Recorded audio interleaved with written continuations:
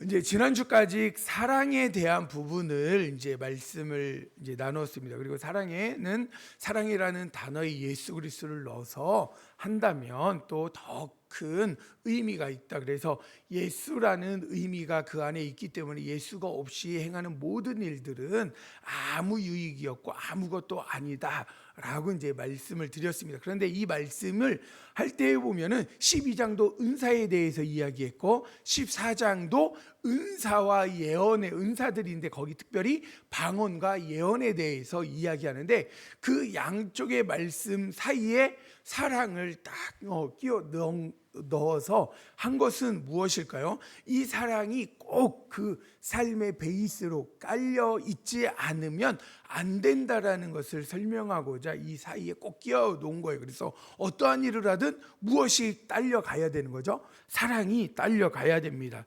그래서 오늘은 방언과 예언에 대한 말씀이 14장에 기록되어 있는데 특별히 오늘은 방언에 대해서 말씀을 나누고 다음 주는 예언에 대해서 말씀을 나누려고 합니다. 그래서 오늘은 1절에서 5절만 읽었지만 사실은 1절에서 이제 40절까지 이제 쭉 원래는 봐야 돼요. 그래서 중간중간에 조금 건너뛰어서 한 절씩만 넣습니다. 많이 넣으면 또 이제 시간이 많이 지나기 때문에 한 절씩 넣어서 준비했습니다. 그래서 오늘 말씀 제목은 이제 방언의 사용 설명서라는 말씀의 제목을 가지고 함께 은혜를 나누고자 합니다.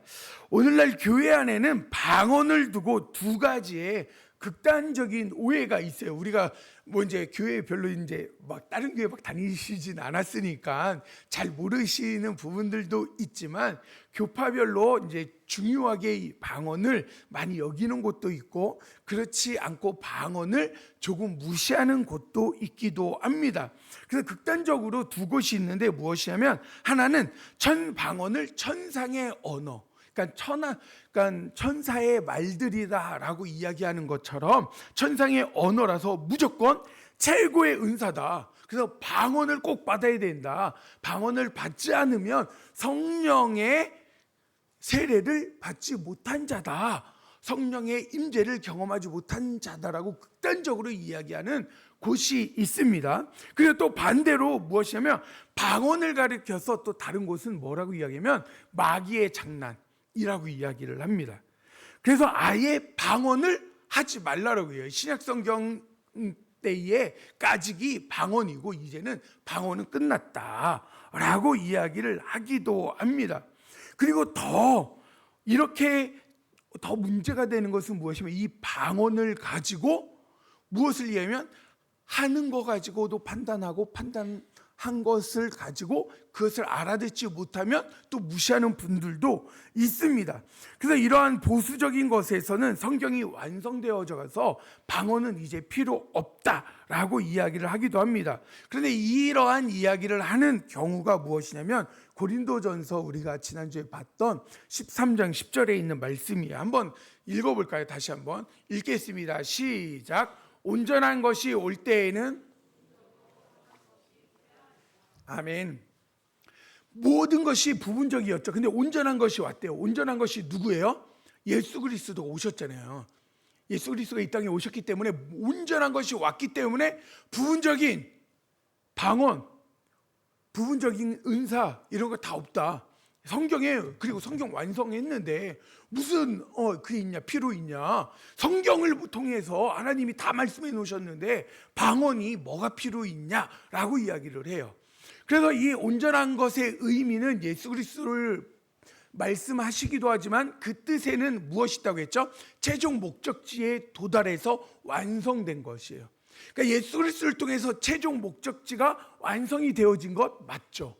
그런데 또 다른 한편으로는 예수님의 완성이 어디에서 지키는 거죠? 재림 때에.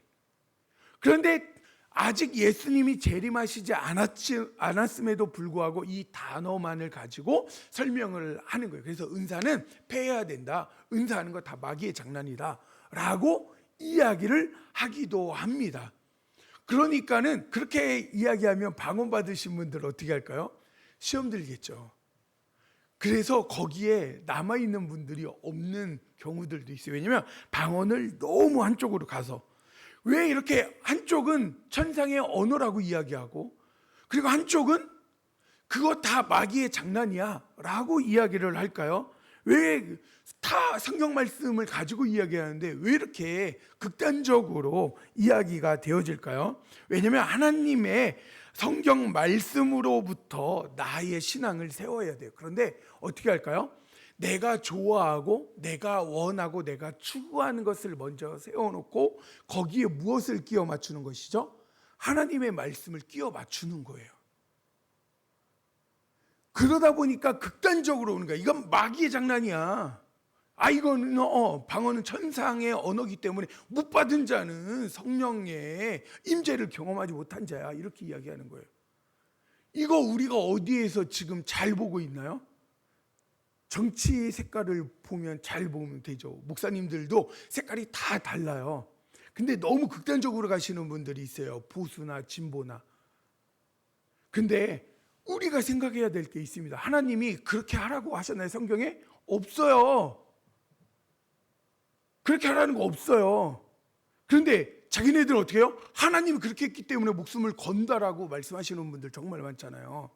왜 그럴까요? 내가 원하는 색깔을 가지고 거기에 끼워 맞추는 경우가 너무 많아요. 우리는 항상 하나님이 최고 위에 있어야 되는데 최고 위에 있는 게 아니라 무엇에 있죠? 내 가치관에 나의 목적이 최우선일 때가 너무 많아요. 그러다 보니까 거기에 맞춰서 하다 보니까 뭐죠?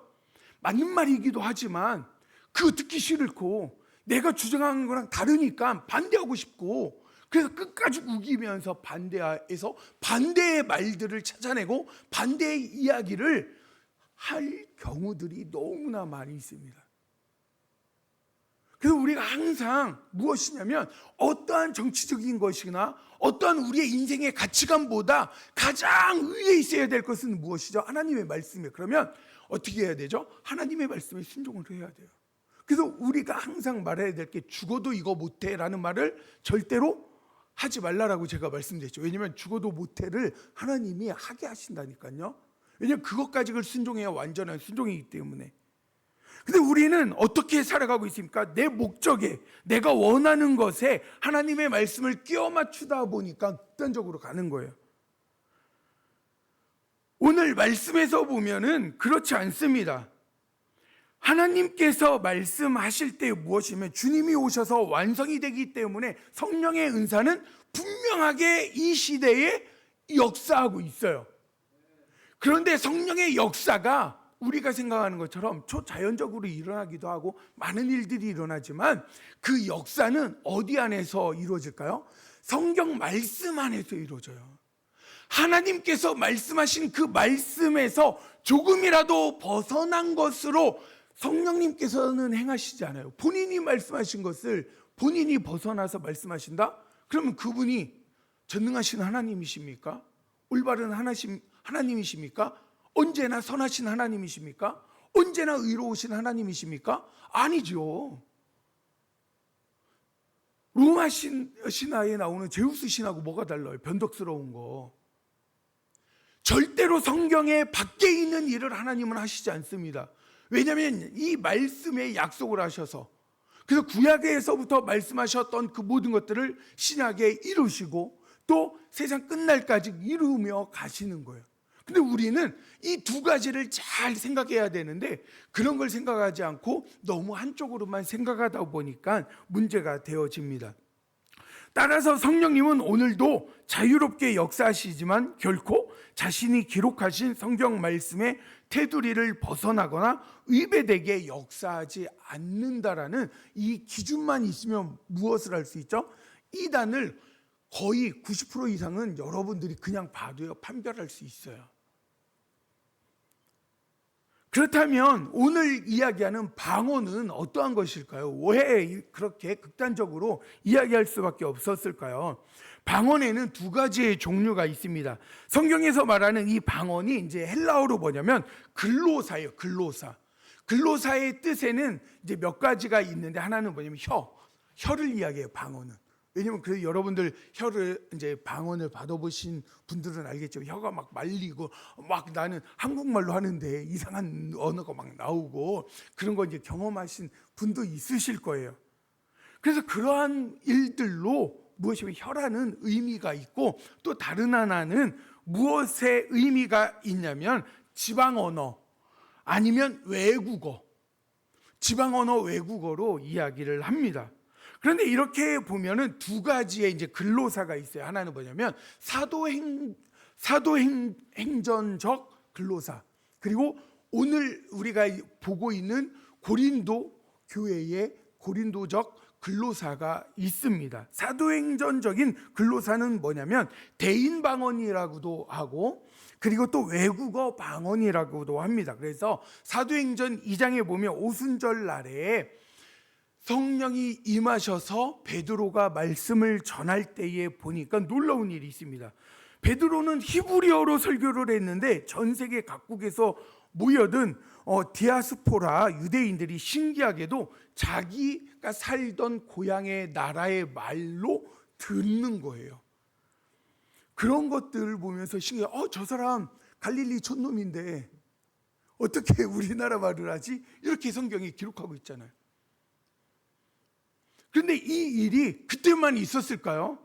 아니요. 선교사님들 중에서도 여러 명이 간증을 합니다. 어떤 분은 아프리카에 갔어요. 아프리카에 가면서 하나님 정말 저에게 사명을 주셨다면 여기에도 하나님의 역사가 일어남을 경험하게 해주세요 했어요. 그리고 한 교회를 이제 방문을 했습니다. 그리고 함께 합심하면서 막 이제 기도를 하는데 그때 이제 막 방언으로 막 서로 기도하는 거예요. 근데 거기 저쪽 구석에 있는 한 어떤 흑인 남성이, 다 흑인이긴 했습니다. 아프리카에 갔으니까 다 흑인인데 어떤 한 남성이 이제 그 경상도 사투리, 대구 사투리인지는 모르겠는데 경상도 사투리로 했다고 합니다. 하나님 아버지 어쩌면 좋습니까? 이러면서 한국 통일을 위해서 막 기도를 하더라는 거예요.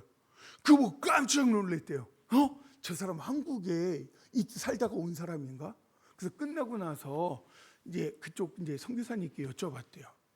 저분 한국말 하는데 저분 좀 잠깐 만나도 되냐고 물어봤더니 한국말로 어떻게 하냐니까 자기는 한국말을 할 줄 모른대요. 한국이 어디 있는지도 모른대요. 그럼 뭐냐 그랬더니 자기는 그냥 방언으로 기도한 거래요. 근데 이것만 있었을까요? 아니요. 중국에서도 그렇고 여러 놀라운 일들이 있었어요. 그리고 어디 교회를 부수려고 트랙터가 왔다가도 트랙터가 멈춰서 고장 나가지고 움직이지 못하는 그런 수많은 일들도 간증의 이야기가 있어요. 이런 것들을 통하여서 무엇입니까? 성령이 역사하신다라는 걸 분명히 우리가 알 수 있어요. 그런데 이것이 무엇이냐면 방언 중에서도 다른 사람들이 알아들을 수 있는, 그리고 그것을 통하여서 무엇이냐면 다른 사람들에게 은혜를 끼치고 살아계신 하나님을 증거하는 일들로 사용되어지는 것이 뭐냐면 이 대인방언입니다. 근데 이거를 좀 보수적인 교단에서는 방언이 없다라고 이야기를 하기도 해요. 그러나 성경에서는 무엇이죠? 그때에 하나님이 역사하셨다면 지금도 역사하신다라는 것은 분명하게 우리가 기억해야 됩니다. 두 번째로 고린도적인 근로사 방언은 무엇이냐면 우리 한번 말씀을 읽어볼까요? 14장 2절에 있는 말씀인데 한번 같이 읽겠습니다. 시작. 방언을 말하는 자는 사람에게 하지 아니하고 영으로 비밀을 말함이라. 아멘. 한 번 더 넘겨주세요. 방언하면 이제 아까 제가 말씀드린 것처럼 혀, 지방 언어, 외국어의 의미가 있는데 사도행전적 방언은 대인 방어, 외국어 방어라고 할 수가 있고 고린도적인 방언은 사람이 알아들을 수 없는 신비한 언어로 오직 하나님을 향해 드리는 대신 방언이라고 이야기해요. 그러니까 대인 방언과 대신 방언이 있다라고 이렇게 설명을 할 수가 있습니다. 그런데 고린도적인 방언은 무엇이죠? 다른 사람은 못 알아듣고 하나님만 알아듣는 거예요. 이러한 방언은 어떠한 방언일까요? 내가 기도해야 되는데 꼭 내가 기도해야 될 것을 알지 못하죠. 우리가 그냥 의식적으로 내가 필요하고 또 누군가가 기도 부탁한 것만 기도할 때가 있어요. 그런데 하나님이 나를 위해서 꼭 기도해야 될 그러한 제 말씀을 하고 싶어 하시는 것들이 있는 것, 이것을 언제 하는 거냐면 방언을 통해서 하게 하시는 거예요. 그래서 우리가 방언에 대해서 잘 모르고 어렴풋이 알게 되어지지만 그래도 그 방언을 통해서 하나님께서 우리에게 요구하시는 기도를 하게 하신다라는 것, 그리고 이것을 통하여서 더 친밀하게 나아간다라는 거예요. 그래서 이 방언은 어떠한 것입니까? 그냥 말하는 방언이 아니라 성령님께서 기도의 깊은 규제를 나누게 하기 위해서 방언을 주신 거예요. 그래서 방언을 하면 영적으로 더 깊은 은혜를 경험하고 신앙의 성숙을 가져올 수 있습니다. 그래서 방언은 이렇게 두 가지로 조금 이제 나눌 수가 있어요. 이제 외국어로 다른 사람들이 알아들을 수 있는 방언을 종종 하시는 분들이 있고 또 근데 이 분들은 거의 별로 없어요. 그러나 대부분은 무엇이냐면 고린도적인 방언을 하는 사람들이라는 거예요. 그런데 이 방언을 하는 것 둘 다 해도 괜찮아요. 근데 우리가 무엇을 생각해야 되냐면 이 방언을 통해서 우리가 어떻게 해야 되냐예요. 이건 누가 주신 거라고요? 하나님이 주신 것. 그래서 하나님이 주신 것이기 때문에 이것을 통해서 나를 세우는가 교회를 세우는가를 잘 생각해야 됩니다. 왜 고린도 교회에서 이 좋은 방언을 가지고 문제가 되었을까요? 왜 이토록 큰 문제로 시끄러워졌을까요? 쉽게 이야기하면 이거예요. 우리 이제 예배, 지금 우리 교회도 순서가 있죠. 주일에 딱 정확하게 짜여진 콘티에 따라서 움직입니다. 그런데 이 콘티에 따라 움직이는데 그것처럼 이 고린도 교회에서도 예배의 순서에 따라서 움직였을 거예요. 그래서 대표 기도하라고 누구를 이제 세웠습니다. 대표 기도하세요. 그랬더니 대표 기도를 무엇으로 할까요? 방언으로 하는 거예요. 방언으로. 특송하게 있습니다. 그런데 특송을 무엇을 해요? 방언으로 하는 거예요. 방언으로. 다 못 알아들어요.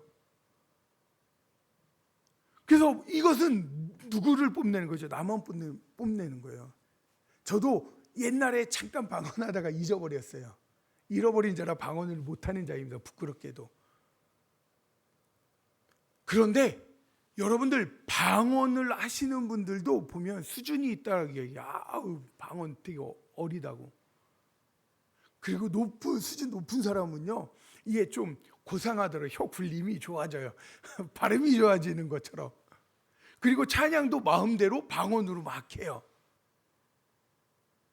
그러면서 얼마나 무시를 제가 집안에서도 좀 당했습니다. 저희 어머니한테도 막 무시당하고 이제 형은 되게 고급진데 너는 조금 많이 부족하다 뭐 이런 거, 능력이 없다 뭐 이런 얘기를 해요. 그런데 그런 것처럼 그렇게 할 수도 있어요. 그런데 뭐냐면 그거로 자신을 뽐내고 마음대로 그거를 방언으로 이야기하니까 모든 사람들이 알아듣지 못해요. 우리가 중간에 대표 기도하면 중간중간 우리가 어떻게 하죠? 같이 그렇습니다. 맞습니다. 그렇게 되기로 간절히 소망합니다 라는 의미로 아멘을 우리가 같이 크게 외쳐주잖아요. 그런데 방언으로 하면 언제 아멘을 해야 될지도 모르고 언제 끝나는지도 몰라요. 찬양도 마찬가지예요. 방언으로 하면 언제 시작하고 언제 끝나는지 누가 아나요? 그런데 그렇게 행동을 했더라는 거예요. 복음을 모르는 불신자들이 그래서 방언할 때에도 오면 어떻게 하죠? 우리가 막 주일 대예배 때 막 방언으로 막 샬라샬라 하고 랄랄라로 하고 막 하면요, 처음 마음이 좀 그래서 교회 와야지 하고 교회 왔는데 어떻게 하죠? 미친 사람들이 되게 많은 거예요. 지금은 이제 저희가 이제 철야나 이런 게 없었는데 옛날에 철야 예배 뜨거울 때 어떻게 하죠? 막 기도를 하는데 기도할 때 어떻게 해요? 기도 제목 있는 사람들 다 강대상으로 오라고, 막 강대상 올라오라고. 그리고 말도 안 해도 먼저 막 올라오시는 분들도 있고, 그 다음에 강대상에 못 올라오고 좀 그런 사람들은 이제 자리 옆에 무릎을 꿇고 기도하거나 아니면 이쪽으로 와서 무릎을 꿇고 기도하는 거예요. 그리고 그렇지 않고 이제 조금 약간 용기가 적으신 분들은 제자리에서 열심히 기도하시고, 처음 믿는 사람들이 그걸 보고 뭐라고 생각을 했을까요? 여기 강대상 올라온 사람들은 진짜 미친 사람들, 그리고 여기에 무릎 꿇고 요 앞쪽에 있는 사람은 적당히 미친 사람들, 그리고 옆에서 이제 자리에서 기도하는 사람이 그나마 정상인 사람들, 이렇게 본다는 거예요. 그런데 그게 좋죠. 기도할 때 너무 좋은 거예요. 그러나 덕이 되지 못하면 아무 소용이 없어요. 그래서 처음 온 분이 옆에서 막 샬레샬레 기도하니까 너무 무서워가지고 나도 저렇게 미치는 거 아니야, 그리고 도망 나갔다라는 이야기도 저는 친구들한테 들은 적도 있습니다. 그래서 너무 이게 그 사람이 그렇게 소리를 지르면서 기도하니까 다른 분들이 기도를 못해요. 그래서 전에 이제 옛날에 다니던 교회에서는 뭐냐면 기도실을 만들었습니다. 그리고 제발 기도실 가서 기도하라고. 근데 꼭 그런 분들은 기도실에 절대 안 들어가요. 그러면서 뭐라고 해야죠? 우리 목사님이 기도를 못하게 한다고, 성령의 기도를 감히 목사가 그렇게 이야기해요. 그런 이야기 못 들어보셨나요? 그것 때문에 뭐냐면 자기 거가 최고인 것처럼 착각하며 살아갑니다. 모든 은사는 반드시 무엇이 있어야 되냐면 사랑이라는 통로를 거쳐서 사용이 되어져야 돼요. 방언의 은사도, 병 고치는 은사도, 또 수많은 가르침의 은사도, 여러 모든 은사는 무엇을 통해서 가야 된다고요? 사랑을 통해서. 사랑이 없으면 그 은사는, 그 능력은 뭐라고요? 아무것도 아니래요. 그래서 본문에 있는 4절에 있는 말씀인데 우리 한번 같이 읽어볼까요? 본문에 있는 4절 함께 읽겠습니다. 시작. 방언을 말하는 자는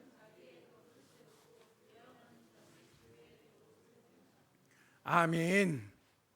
여기에서 보면 방언은 무엇이라고요? 자기의 덕을 세우기고 세우는 것이고, 예언은 교회의 덕을 세운대요. 자, 여기에서 세운다라는 의미가 뭐냐면 이제 집을 짓다, 들어보셨죠? 이게 배운 지 얼마 안 됐어요. 세운다라는 게 집을 짓는 건데, 건축가가 집을 튼튼하고 아름답게 지어줘요. 근데 방언은 뭐라고요? 내 집을 짓는 거예요. 내 신앙의 집을. 예언은 어디를요? 교회를. 그러니까 이 개인적이냐 아니면 공적이냐를 가지고, 그래서 사도 바울이 무엇을 얘기하면, 자, 방언하는 것보다 차라리 그래서 예언하는 게 나아라는 거예요. 그리고 예언은 어떠한 거죠? 미래를 보는 게 아니라 하나님께서 우리에게 맡기신 말씀을 나누는 거예요.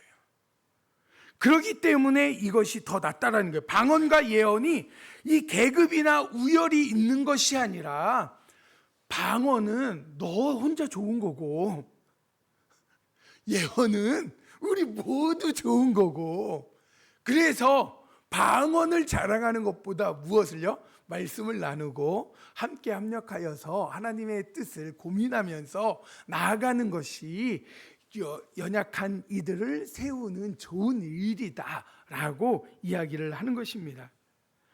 그래서 이러한 것들을 우리는 기억해야 됩니다. 그렇다면 이러한 은사를 가지고 있는 자들이 어떻게 행동해야 될까를 말씀을 하고 있는 것이 고린도전서 14장 18절에 있는 말씀이에요. 우리 한번 같이 읽어볼까요? 함께 읽겠습니다. 시작. 내가 너희 모든 사람보다, 네, 제가 그 전에 그 이후에 말씀을 드려야 되는데 잠깐 제가 착각을 했어요. 여기서 보면 너희 모든 사람보다 방언을 더 말함으로 하나님께 감사하노라, 이게 뭐냐면 사도 바울이 방언을 그래서 싫어하는 것이 아니라 방언이 중요하고 나도 방언을 하고 너희들보다도 더 많은 방언들을 할 줄 안다라는 거예요. 그래서 그게 너무 감사하다라고 이야기를 합니다. 그런데 이것이 방언이 하나님께서 너무나 소중하게 주신 선물인데, 이것을 우리가 꼭 오해와 착각을 하지 말아야 될 것이 두 가지가 있습니다. 하나는 뭐냐면 방언은 인위적인 연습이나 훈련으로 받는 것이 아니다라는 거예요. 저도 방언을 늦게 받았어요. 늦게 잠깐 받았다가 마음의 상처로 인해서 방황하면서 잃어버렸어요. 그런데 이 방언을 받을 때 어떤 분이 뭐라고 하냐면 할렐루야를 100번 하라고 해요. 그래서 할렐루야 할렐루야 할렐루야 할렐루야 큰 소리로 막 그러다 보면 어느 순간인가 방언 따다다 이제 혀 꼬부라지면서 한다는 거예요. 그러니까 방언을 하고 싶으면 너 할렐루야 할렐루야 막 하라고. 그리고 또 어떤 분은 뭐라고 하냐면 방언을 하고 싶으면 큰 소리로 빠르게 막 소리 지르면서 하래요. 그러다 보면 된대. 그렇게 해서 되는 경우들도 많이 있습니다, 사실은. 그런데 그거를 비하하려는 게 아니라, 그런데 그렇게 해서 연습을 하고 그걸로 인위적으로 해서 방언을 받는 것, 이거는 아니다는 거예요. 방언은 누가 주시는 거라고요? 하나님이 주신다는 기본적인 게 있는데, 우리는 뭐예요? 내가 연습을 해서 그걸 만들어내려고 합니다.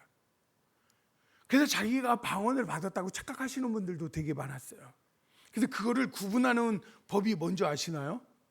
이게 자꾸 끊어지면 자기가 받은 거고 안 끊어지고 쭉 가면 성령님이 주신 거고.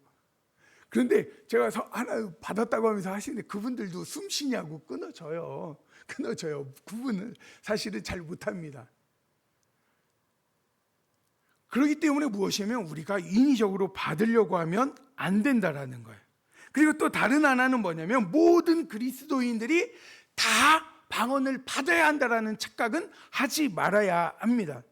성령을 받았다고 해서 무조건 다 방언을 동반하는 것은 아닙니다. 방언의 유무로 성도의 영적인 수준을 가르거나 차별해서도 안 됩니다. 바울은 이 방언의 오해를 바로잡으면서 14장 전체의 결론이자 성령 은사 사용의 대원칙을 이제 선포했는데 그게 40절에 있는 말씀이에요. 40절 말씀을 우리 한번 같이 읽어볼까요? 함께 읽겠습니다. 시작. 모든 것을 품위 있게 하고 아멘. 18절이 아니라 요거를 제가 생각하고서는 보다가 머리에 잠깐만 이 정지가 왔었습니다. 모든 것을 품위 있게라는 게 뜻이 뭐냐면 보기 좋게, 모양 좋게, 아름답게, 알맞게, 단정하게 해요. 모든 것을 어떻게 해요? 단정하게, 아름답게, 보기 좋게. 그러니까 방언을 할 때에 와서 대표 기도하는데 방언하고 특송하는데 방언하고 또 우리 같이 함께 합심해서 기도합시다 하는데 혼자서만 막 방언 막 하고 이게 품이 있는 것일까요? 그렇지 않다라는 거죠. 그리고 질서 있게 하라고 합니다. 질서 있게가 뭐냐면 군대가 정렬하여 행진하듯이 지정된 순서와 체계를 따라 행하라는 거예요.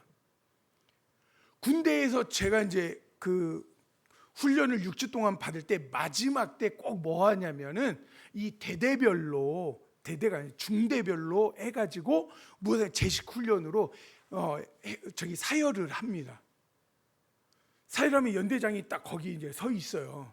그러면 이렇게 제식을 딱딱 맞춰서 가야 돼요. 근데 순서가 1소대, 2소대, 3소대 그리고 1중대부터 가고 2중대 가고 3중대 가고 이렇게 해야 되는데 3중대부터 막 가고 있고 막 3소대부터 가면 엉망이 되겠죠. 그래서 뭐 질서 있게라는 건 순서 있게. 그런데 우리는 이것을 순서가 없어요. 양보할 줄 알고 차례를 지키며 우선순위에 순응하는 상태가 질서 있게인데 그걸 하지 않을 때가 너무나 많이 있어요. 우리가 간혹 내가 원하는 대로 해야 돼요. 그러면 안 된다라는 거예요. 우리가 그래서 영적인 질서를 잘 잡아야 됩니다. 우리가 직분은 우리의 삶에 아니면 그 사람의 지위, 고하를 이야기하는 게 아니라 직분은 영적인 질서예요. 그래서 성도들은 권사님, 집사님, 안수 집사님의 말을 듣는 거고 또 그 집사님들과 온 성도들은 장로님, 권사님의 말씀에 순종하며 가는 거예요. 그래서 그 말을 따라서 움직일 때에 하나님께서 은혜를 주시기도 하고 그 보기 좋은 아름다운 모습을 통해서 또 다른 이들에게 덕이 되어지는 겁니다. 그래서 우선순위를 지켜야 돼요. 그래서 뭐냐면 방언을 하시는 분들 방언 막 해도 돼요. 저도 방언 막는 사람은 아닙니다. 못한다고 막는 사람이 아니에요. 방언을 하는데 방언은 개인적으로 하는 거예요. 개인적으로. 공적인 것이 아니라 개인적인 거라면 저희 교회에서는 언제까지 하면 새벽기도 때에도 방언하셔도 돼요. 새벽기도 때 사람 별로 없고 공적으로 이렇게 예배드리는 시간이 아니라 자유롭게 와서 기도하시니까 방언으로 마음껏 기도하셔도 되고 또 아무 때나 오셔서 방언으로 기도하셔도 됩니다. 그러나 수요 예배와 그리고 또 주일 예배 때에는 약간의 절제가 필요하다라는 거, 그거를 기억해야 됩니다. 설교를 마무리하면서 한 예화를 말씀드리고 싶습니다. 한 시골 교회에 있었던 이야기인데 영적으로 다소 이제 냉랭했던 교회였던 것 같습니다. 그러다가 어느 날 한 분이 성령을 받으면서 그 성령이 여러 사람들에게 또 은혜가 넘쳐나서 여러 사람들이 성령을 받았습니다. 그래서 방언이 막 이제 터져 나오고 뜨거워졌어요. 그래서 그 냉랭했던 교회가 열정적이고 뜨거워졌습니다. 그런데 그렇게 뜨거운 곳에 새로운 목회자가 왔어요. 새로운 목회자가 왔는데 그 목사님이 방언을 안 하는 거예요. 그러니까 많은 분들이 어떻게 될까요? 우리 목사님 능력이 없네. 방언도 못하네. 그리고 그래도 목회자인데 그러면서 이 두 파로 갈라졌대요. 그럼 서로 싸우는데 이렇게 했다가는 목사님 안 되겠다. 능력 있는 목사님이 와야지. 그래서 쫓아내려고 이제 생각을 하면서 이제 반대파들이 좀 더 셌던 것 같아요. 왜냐면 영적으로 세니까 방언을 받았잖아요. 방언 받는 분들은 대부분 말도 되게 잘하시는 분들이에요. 말들 잘하고 고집 있고. 왜냐면 버텨야 방언 받죠. 금방 포기하면 방언 못 받잖아요. 고집도 있고. 그러니까 그냥 제가 생각할 때 그런 거예요. 진짜로 그런 건 아니에요. 대부분은 그렇지 않을 수도 있어요. 근데 어쨌든 그래서 그렇게 반대파가 있었습니다. 그래서 이제 쫓아내려고 하니까 이 목사님이 이제 하나님 앞에 기도하는 거, 하나님 저 이러다 큰일 났습니다. 저를 쫓아내려고 합니다. 기도하다가 이제 새벽기도 이렇게 이제 예배를 마치고 기도하다가 문득 그게 떠오른 거예요. 뭐냐면 이제 학생 때 이제 신학생 때 히브리어로 사도신경을 외우고 또 헬라어로 이제 주기도문을 외웁니다. 그거를 또 외운 것을 다 시험지에 써야 이제 졸업 시험에 이제 통과가 되어져요. 그러니까 그걸 달달 외웠던 것을 이제 하는 거예요. 그렇게 해가지고 합니다. 이제 파테르, 헤몬, 호엔, 토이스, 우라노이스. 이거 하늘에 계신 우리 아버지예요. 헬라어로. 저도 외웠다가 다 까먹어가지고 보면서 합니다.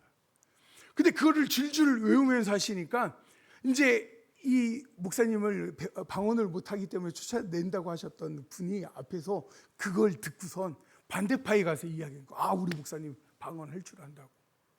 그것도 그냥 웬만한 따다다다가 아니라 고급진 방언을 하신다고. 그래가지고 이제 자리를 보존했다라는 그러한 안타까운 이야기가 있습니다. 방언으로 우리는 능력을 따지기도 해요. 그러나 그것이 아니라 방언은 내 개인적인 신앙의 집을 튼튼하게 세우는 거예요. 근데 그걸 가지고 다른 사람에게 옳고 그름을 판단하면 안 돼요. 여러분들이 60평대 서울 아파트를 산다고 왜 꼭 천안에 있는 30평대 아파트 사는 사람을 왜 거기 사냐고, 서울로 올라오라고 자꾸 이야기할 수 있겠습니까? 각자의 스타일대로 각자의 원하는 대로 살아가는 거죠. 그냥 방 한 칸에서 살아가도 되고요. 상관없어요. 그 집이 튼튼하고 아늑하고 그 안에서 진정한 하나님의 행복을 누리면 그것이 아름다운 가정이지 않습니까? 그런데 왜 자기의 사는 삶을 가지고 자꾸 다른 사람들에게 강요하는 것처럼 신앙생활도 왜 그렇게 자꾸 강요하느냐라는 거예요. 우리는 이러한 것들을 내려놓아야 됩니다. 그리고 또 여러분들에게 꼭 말씀드리고 싶은 것은 여러분들에게 하나님이 주신 은사 사용하지 말고 이렇게 가지고 있으면 안 돼요. 그러면 뭐가 되죠? 장롱면허 돼요. 저희 아내가 이제 20살 땐가 면허를 땄다가 10년 지나고 나서 장롱 면허를, 이거 학교가 너무 멀어가지고 어쩔 수 없이 땄거든요. 힘들었어요. 아내도 힘들었지만 저도 힘들었고 다른 사람들도 힘들었을 것 같기도 해요. 아내는 주차 못하니까 어떻게 해요? 다른 선생님들보다 30분에서 1시간 더 빨리 갔어요. 그래서 차 빼기 쉬운 곳에 된다고, 좋은 자리 먼저 간다고, 아무도 출근하지 않는 곳에. 여러분에게 주신 은사는 계속 사용하셔야 됩니다. 계속 쓰셔야 돼요. 그래야 더 잘 숙달되고 더 잘 사용할 수 있고, 그것을 통해서 하나님께서 맡기신 일들을 이루게 하실 거예요. 그렇기 때문에 여러분들 그것을 너무 숨기지는 마시고, 그렇다고 해서 어떻게 해야 된다고요? 품위 있게, 질서 있게 잘 사용하셔서 하나님의 나라를, 그리고 우리 백석중앙교회를 든든히 세우시고, 또 우리 성도님들의 신앙의 삶의 집을 튼튼하게 잘 세우셔서 하나님의 큰 일들을 이뤄가시는 귀한 성도님들이 되시기를 주님의 이름으로 축복합니다. 말씀을 붙들고 우리 함께 침묵으로 기도하도록 하겠습니다. 사람이 넘치기보다 사랑이 넘치는 교회, 섬김을 원하기보다 섬김의 기쁨 알아가는 교회.